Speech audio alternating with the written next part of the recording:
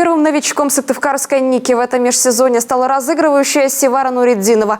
Ранее она 5 раз становилась чемпионкой России. Среди юниорок выступала на чемпионатах Европы. Крайний сезон стал прорывным для Севары. Во всех 39 матчах премьер-лиги она выходила на паркет в стартовом составе. Всем привет!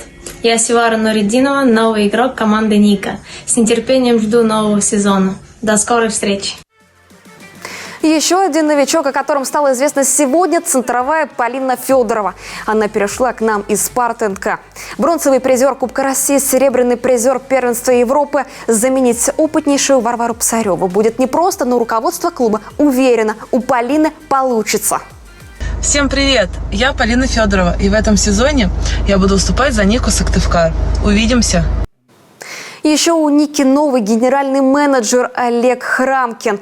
Как он сам это считает, приступает к работе с боевым настроем. Селекционная работа в клубе продолжится. Сейчас РСИ готовится к участию во Всероссийской спартакиаде. Она пройдет в Москве в конце августа, после чего будут озвучены планы на грядущий сезон.